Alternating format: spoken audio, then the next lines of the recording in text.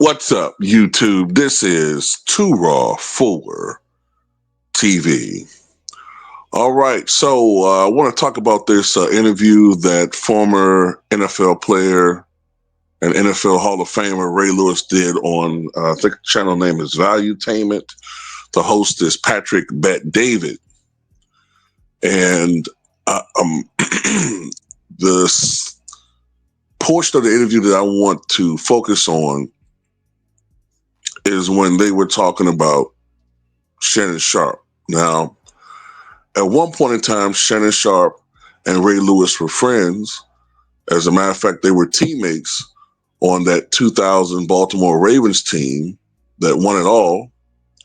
That was Shannon Sharpe's third Super Bowl victory after the two consecutive ones he won playing with John Elway with the Denver Broncos. Ray Lewis would win a second Super Bowl title.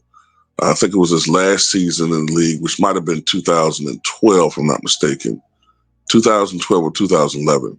But anyway, they were also co-hosts on the NFL Network for several years. But they had a falling out. And I believe the falling out occurred over their differences, largely when it came to the Colin Kaepernick situation. Okay. And I suspect there were some other things going on too, but that seems to be the main sticking post in the whole situation. But anyway, this is what Ray Lewis had to say about Shannon Sharpe. Shannon Sharpe, did you think he was one day going to be a good TV guy personality? Yeah. So you knew he was made for TV? Yeah. And would he say he's going to do it? Yes, he had already started prepping.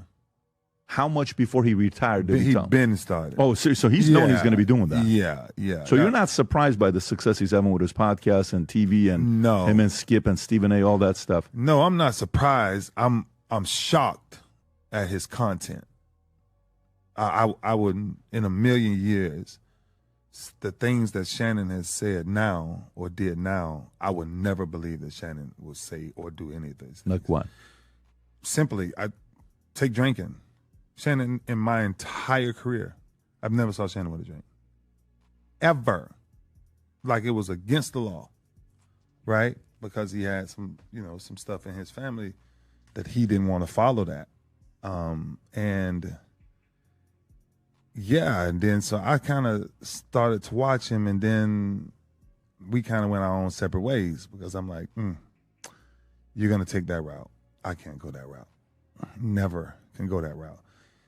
And that route is to become so worldly that you become popular because you're talking about ignorance, right? A lot of times, a lot of these gossip conversations that they're having and bringing up all this stuff, I'm not going to do that to nobody. I'm not in the business for that. I'm in life to try to teach people what does it mean to be a better man or get back to the kingdom, and a lot of times, a lot of the guys get in trouble with these podcasts and things, man, because everybody wants the follower, everybody wants to be popular, everybody wants to make money, but that's a tight rope into what you call influence and popularity.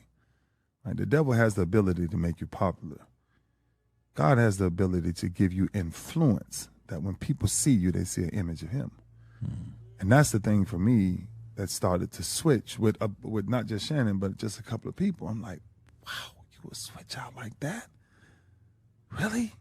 And I would never, ever. Why? Because of the respect that I have for my mother, my daughters, my granddaughters, life, period. And I think men, given these new platforms, we've overrode what the platform is actually for. The platform is supposed to help somebody find a new direction. We don't help. Everybody just gets on. Everybody's talking now. Everybody got a podcast. Everybody's the new marriage coach. Everybody's the new relationship coach. And ain't nobody coaching themselves. Because if you were coaching yourself, when it says power of life and death is found in the tongue, then go back and check out a couple of your episodes and ask yourself, do you give life or do you give death? And that's why, me personally, I kind of do my own thing, stay in my own lane. Oh man. Where do I begin with this one? Because all right, so Ray Lewis says that he is shocked at Shannon Sharpe's content, in particular, drinking alcohol or the consumption of alcohol, right? And I guess he's talking about the leaked tape with the sexuality and stuff like that. So I guess he's saying that, in essence, he's saying that Shannon Sharpe has sold out and that Shannon Sharpe is, I'm trying to use a better term. I want to try to use a more euphemistic term, but basically he's saying he's a Satanist. Is pretty much what he's kind of saying here. You know, like he's promoting immorality. He's promoting immorality. That's how he's putting it, right? You know, I don't know, man. Like, first of all, let me just say this. I would find Ray Lewis more credible in these situations if he seemed to actually have a path of supreme righteousness to the point where you didn't have no skeletons in your closet. I'm old enough to remember, and I'm old enough to recall the double homicide trial that you beat, that we all pretty much know you got away with. Okay? So I don't know why all of a sudden, ever since that situation, you act like you Preacher Paulie, you know what I'm saying, you Reverend Pastor Ray Lewis, you know, sanctimonious, supercilious. I don't get it, man. Like, we all know your trials and tribulations. And I'm not saying that should be held over your head all the time, because I'm pretty sure you have moved on and become a better man. But I get tired of these religious types, man, who are so judgmental of others, and you forget the shit that you did. I'm sorry, but I would take Shannon Sharpe's occasional alcohol consumption over what the fuck you did, allegedly, at that, what was it, a club? You ended the lives of two men, allegedly. So I'm sorry, but at the end of the day, you don't have room to talk about nothing when it comes to Shannon Sharpe. Secondly, Shannon might privately not drink much at all. Okay? But this is a new age. And Shannon looks at things probably different than you. You are a person that's consistently wearing your religion on your sleeve, which can become, I'll be honest with you, this is just me. I'm not a religious person. I'm not trying to be funny, man. But people that consistently wear their religion on their sleeves, constantly moralizing about others and how they don't fall, you know, they fall short in their eyes of what is worthy, it becomes tiresome. I'm not saying a person should ever compromise their religious beliefs or compromise their standards or their moral barometer. You should never have to do that. But at the end of the day, I think Shannon is just more media savvy than you. I think that there's Shannon Sharpe, the person, and then there's Shannon Sharpe, the personality.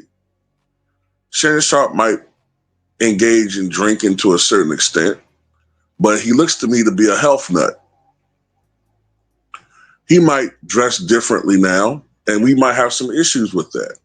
But I'll tell you one thing, I'm a capitalist, and there's nothing wrong with being a capitalist in this country. And I bring that up to say this.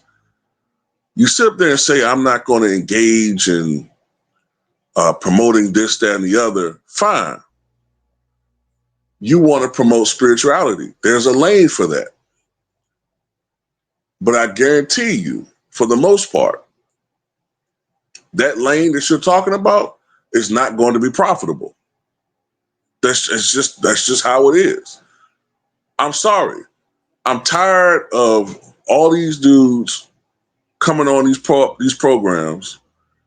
And by the way, you sit up there and talking about Shannon's promoting ignorance and all this stuff, but you're on this podcast being a chatty patty, shitting on another black man, promoting beef against another black man on that channel. And by the way, if you look at Valuetainment's channel, almost every video that he has of any black man, with very few exceptions, maybe Kobe, and I think I saw Neil deGrasse Tyson. Other than a few, it's usually a black man beefing on another black man, beefing with another black man on his channel. Or what I see a lot of is the glorification of the mob. Interviewing mob, chieftains or former mob chieftains like that snitch, Sammy the Bull Gravano or Michael Francese, and making them out to be honorable people when we all know that they directly or indirectly were involved in probably dozens of murders. That's my issue with the hypocrisy of some of these dudes. Shannon Sharpe might talk about some things, man, but hey, let's look at the bigger picture here. And if you're going to talk about Shannon Sharpe, don't talk about him. Talk about Vlad TV. Talk about the whole fucking system. Talk about the main people, the main cogs. It's like, damn, these guys get on these programs and always talking about the low-hanging fruit, as I call it. But you don't talk about the motherfuckers that really running shit. You know what I'm talking about. The motherfuckers that last name end in, their last names might be Heisenberg or Ellsberg. You know the fuck I'm talking about.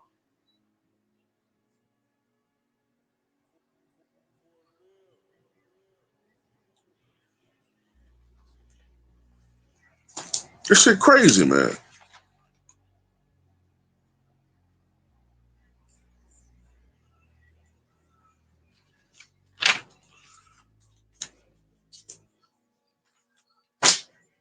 Then you're saying all of this when Shannon Sharpe is in the valley. You're saying all of this now when he's in the valley, when he's in a low point of his career. Right? But all these people that's piling on and shitting on Shannon now were conveniently, you know what I'm saying,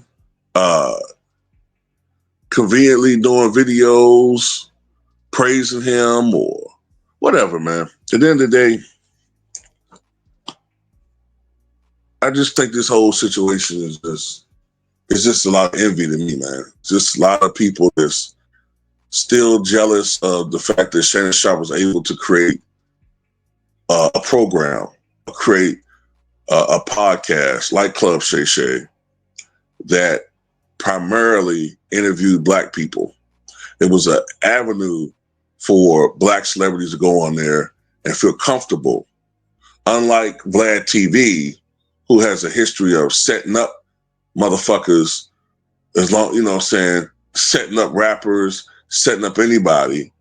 All these guys mysteriously going to prison or jail, all for $5,000 or $10,000 an interview, while Vlad is probably making $100,000, $50,000 to $100,000 per interview. You know what I'm saying? Don't nobody ever going on Vlad TV, but Shannon Sharpe is the devil, though. Shannon Sharpe is so bad. As I said, he was creating a pathway for black celebrities to go on there and feel comfortable. He was the host. You know, he's the host, and everybody attacked him. The guy has an interview, the most watched interview in internet history, 90 million views. And after that point in time, he became a target. And damn if they didn't target him. They brought him down, at least to a certain extent. Niggas did that. Niggas.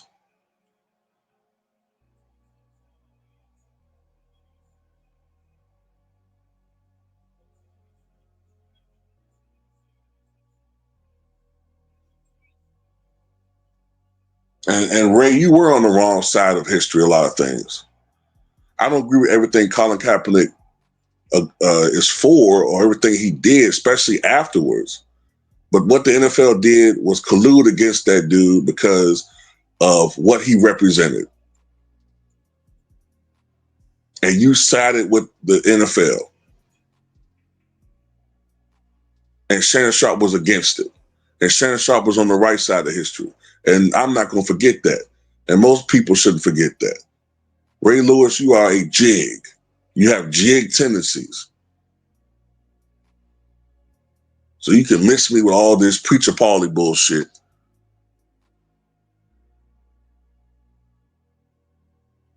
I don't trust any black man who got as much dirt around him as you do and get passes. Because when I look at the history of that shit, the Jesse Lee Petersons of the world who got so much on him and he gets all these magical passes, Stephen A. Smith, who had that crazy bitch going at Molly and all that shit, and that shit got erased. Whenever I see a black dude with that much dirt on him and he gets all these passes, I think he's an informant and a jig. That's all I got to say about it. Tell me what you guys think.